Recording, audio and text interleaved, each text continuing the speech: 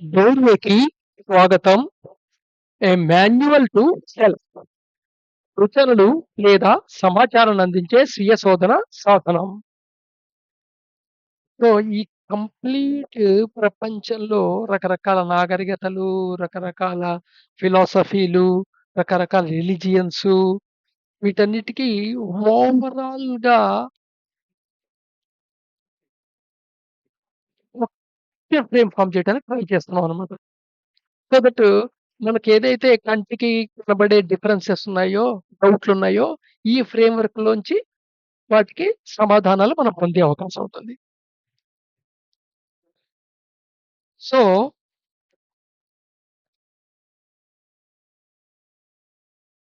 మనం ఇంతకు ముందు చెప్పుకున్నట్టుగా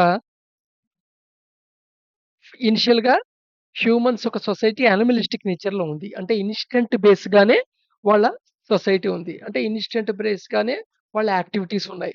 ఆకలేస్తే అన్నం తింటాం. సెక్సువల్ ఫీలింగ్స్ వస్తే సెక్స్‌లో పాల్గొనటం.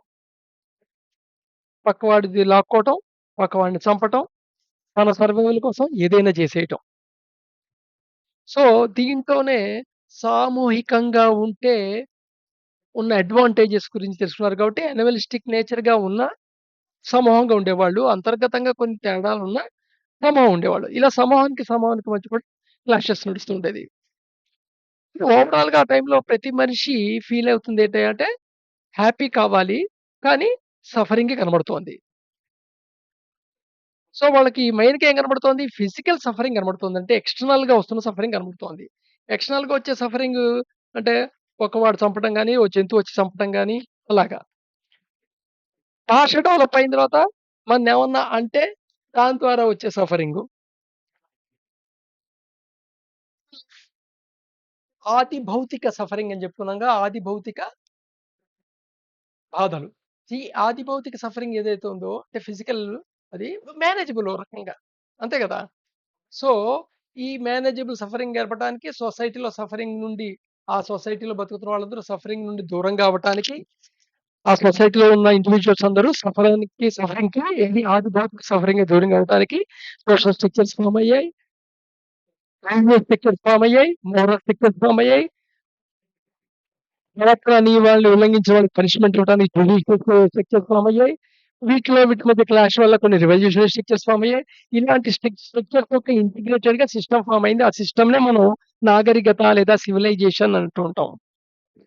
అయితే దీంట్లో మొత్తం అది సోషల్ స్ట్రక్చర్ అవ్వని, జ్యుడిషియల్ స్ట్రక్చర్ అవ్వని, రిలీజియస్ స్ట్రక్చర్‌ని, మోరల్ స్ట్రక్చర్ అవ్వని, ఏదైనా స్ట్రక్చర్ అవ్వని, ఆ ఇంటిగ్రేట్ ప్రతి పార్ట్‌కి ఏం దేని ఆధారం అయ్యా అంటే మనిషికున్న డిజైరు, ఫియరే. ఎందుకంటే డిజైరు, ఫియరు మాత్రమే మనిషిని డ్రైవింగ్ ఫోర్సెస్ కింద పనిచేస్తున్నాయి లైఫ్‌లో అనేది ఫస్ట్ అండర్‌స్టాండింగ్ అన్నమాట. దేర్‌ఫోర్ వాటిని వాడుతూనే సోషల్ స్ట్రక్చర్స్, వాటిని వాడుతూనే రిలీజియస్ స్ట్రక్చర్స్ ఇవి ఫార్మ్ అయ్యాయి. అయితే స్టిల్ సఫరింగ్ పోయిందా? ఆది భౌతిక సఫరింగ్ కొంత మేనేజ్ అయింది. పూర్తిగా 100% పోవడం జరగల. బట్ ఇది కాకుండా ఆది భౌతిక సఫరింగ్ కాకుండా ఇంకో సఫరింగ్ గూడా పరిశీలనలోకొచ్చింది. ఏమిటయ్యా అంటే అది ఆది దైవిక సఫరింగు. ఆది దైవిక సఫరింగ్ అంటే దేవుడు సఫరింగ్ చేశాడని కాదు. నీ కంట్రోల్‌లో లేని బియాండ్ యువర్ లిమిటేషన్‌లో ఉన్న సఫరింగ్ ఏదైతే ఉందో దాన్ని ఆది దైవికం అన్నమాట. అంటే ఒక రకంగా చెప్పాలంటే suffering due to natural reasons. వరదలొచ్చాయి, అగ్నిపర్వతం పరిగెత్తింది, భూకంపం వచ్చింది, ఈదురుగాలులొచ్చాయి, సైక్లోన్ వచ్చింది, టెంపెస్ట్ వచ్చింది, టొర్నడోస్ వచ్చాయి, కారు చిచ్చొచ్చింది, ఎపిడమిక్స్ వచ్చాయి. సో, ఇవన్నీ ఏంటి నేచురల్ సఫరింగ్స్. సో, ఈ నేచురల్ సఫరింగు పూర్తిగా భౌతిక సఫరింగు 100% క్లియర్ అయిపోలా. వీళ్ళ టార్గెట్ ప్రకారంగా. బట్ నేచురల్ సఫరింగు వీళ్ళ కంట్రోల్‌లో లేదు. సో, దేర్‌ఫోర్ ఈ సఫరింగ్ అన్నిటి నుండి ఫ్రీ పొందాలి ఎలాగా అనే ట్రస్ట్ మొదలైంది. ఈ ట్రస్ట్‌లోనే ఈ విశ్వం యొక్క నియమాల్ని స్టడీ చేయడం జరిగింది. ఈ విశ్వం యొక్క నియమాలు తెలుసుకుంటే వాటొక ప్యాట్రన్ తెలిస్తే, ఆ ప్యాట్రన్‌ని బలవంతం చేసుకుంటే, ఆ ప్యాట్రన్ వాడుకుంటే దాని ద్వారా మనం చాలా వరకు నేచురల్ సఫరింగు, ఫిజికల్ సఫరింగ్ నుండి బయటపడే అవకాశం ఉంటుంది. ఇప్పుడు పీరియాడికల్‌గా ఈ టైంలో వరదలొస్తున్నాయని తెలుసనుకో, ఆ టైంలో అయిపోతాం. So, like that. ఇలాగ ప్యాటర్న్ తెలుసుకోవడం అన్నమాట. సో, దీంట్లో ఇప్పుడు మనిషికి ఏవైతే కళ్ళు, ముక్కు, చెవు ఉన్నాయో వాటి యొక్క లిమిటెడ్‌కి ఎంతుందో ఆ లిమిటెడ్ పరిమాణంలోనే వాళ్ళు అబ్జర్వేషన్ చేయగలిగారు. సో, వాటిని ఎక్స్‌పాండ్ చేయటం కోసమని రకరకాల ఇన్‌స్ట్రుమెంట్స్ కనుక్కోవడం జరిగింది. ఇదంతా సైన్స్ ఫ్రేమ్‌వర్క్‌లోకి వస్తుందన్నమాట. అందుకని నేచురల్ సఫరింగ్‌ని అవాయిడ్ చేయటం కోసం వచ్చే పరిశోధనలోనే నువ్వు కళ్ళు చూడలేనిది కూడా చూడటానికి ఇన్‌స్ట్రుమెంటు. చెవులతో వినలేనిది వినటానికి ఇన్‌స్ట్రుమెంటు. ఇలాగా నీ యొక్క సెన్సెస్ ఆర్గాన్స్ యొక్క స్కోప్ ఆఫ్ అబ్జర్వేషను అనేది పెంచటానికి ప్రయత్నాలు జరిగాయి. ఒక పక్కన ప్రకృతిని నియమాల్ని స్టడీ జరిగింది. ఇలా సైన్స్ ఫర్ ఫ్రేమ్‌వర్క్ ఫార్మ్ అయింది. సో, సైన్స్ ఫర్ ఫ్రేమ్‌వర్క్ యొక్క టార్గెట్ ఏమిటి? నేచురల్ సఫరింగ్‌ని అడ్రెస్ చేయటం. ఒక సివిలైజేషన్ యొక్క టార్గెట్ ఏమిటి? భౌతిక సఫరింగ్‌ని, ఫిజికల్ సఫరింగ్‌ని అవాయిడ్ చేయటం కోసమని. ఎందుకని ఇదంతా? ఇండివిడ్యువల్‌కి కావాల్సింది హ్యాపీనెస్. సఫరింగ్‌కి దూరంగా ఉండాలి. హ్యాపీనెస్ దగ్గరగా ఉండాలి. హ్యాపీనెస్ విత్ టైమ్‌తో పెరగాలి. సఫరింగ్ విత్ టైమ్‌తో తగ్గాలి. ఇంకా చెప్తే సఫరింగ్ జీరో ఉండాలి. అది ఒక జీవితం అవని, 10 జీవితాలవని, లక్షల జీవితాలవని. సో, బట్ కానీ 100% అరైవ్ కాలేదు. బట్ ఈ సిస్టమ్ ఒక ఇంప్లిమెంట్ చేయటంలో ఈ సిస్టము సైకలాజికల్ బీయింగ్స్ కింద మార్చిందే గాని మనుషుల్ని, వాళ్ళు అనుకున్నట్టు ఒక ఐడియల్ హ్యూమన్ బీయింగ్ కింద అవ్వల. సో, ఏంటి అంటే నేచురల్ సఫరింగే గాకుండా, ఫిజికల్ సఫరింగే గాకుండా ఇంకేదో కారణం ఉంది. ఇంకేదో చాలా పర్టిక్యులర్ ఇప్పుడు ఫిజికల్ సఫరింగ్ అనేది గ్రాస్ లెవెల్. నేచురల్ సఫరింగ్ అనేది ఫైన్ లెవెల్. ఇంతకంటే డీప్‌లో సటిల్ లెవెల్‌లో కూడా సఫరింగ్‌కి ఏదో క్లాజ్ ఉంది.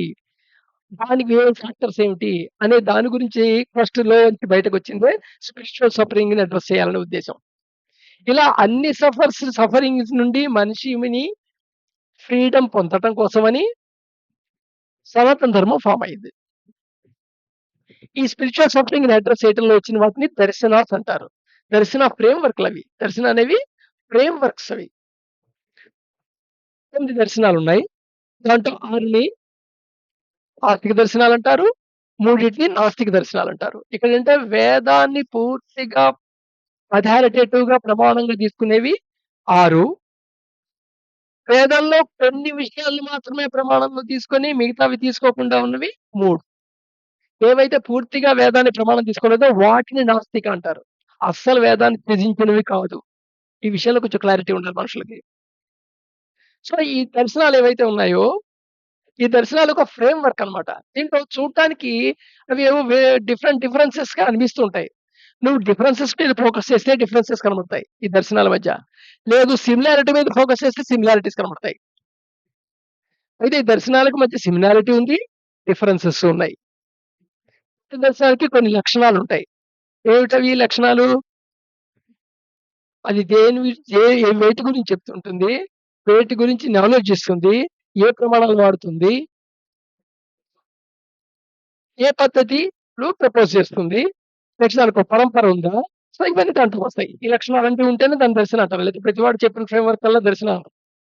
దర్శనాల్లో నుంచి ఈ దర్శనాల ఫ్రేమ్‌వర్కు అంటే 9 దర్శనాల ఫ్రేమ్‌వర్కు, సైన్స్ ఫ్రేమ్‌వర్కు, ఈ సివిలైజేషన్ ఫ్రేమ్‌వర్క్ వచ్చేప్పటికి ఎలా ఉంటుంది? ఇది జియోగ్రఫీ మీద, ఎకనామికల్ రిసోర్సెస్ మీద, అక్కడుండే పీపుల్స్‌లో ఫార్మ్ అవుతున్న బిలీఫ్ సిస్టమ్స్ మీద ఆధారపడుతుంది. సో, బిలీఫ్ సిస్టమ్స్ ప్లేస్‌కి మారుతూ ఉంటాయి. సొసైటీకి మారతాయి. అదే నెక్స్ట్ అలాగే code of conduct, social structure కూడా అక్కడుండే జియో పొలిటికల్ బట్టి మారుతూ ఉంటుంది. సో, దేర్‌ఫోర్ ప్లేస్‌కి వేరే సివిలైజేషన్స్ వస్తాయి. అదే ఇండియాలో తీసుకుంటే ఒక్కొక్క చోట ఒక సోషల్ స్ట్రక్చర్ ఒక రకంగా ఉంటుంది. మళ్ళా ఇంకో స్టేట్‌కెళ్తే సోషల్ స్ట్రక్చర్ ఇంకో రకంగా ఉంటుంది. సో, చాలా రకాల సోషల్ స్ట్రక్చర్స్ ఉన్నాయన్నమాట. ఇలా మిగతా ఖండాల్లో కూడా లేవు అని నేను అనట్లా.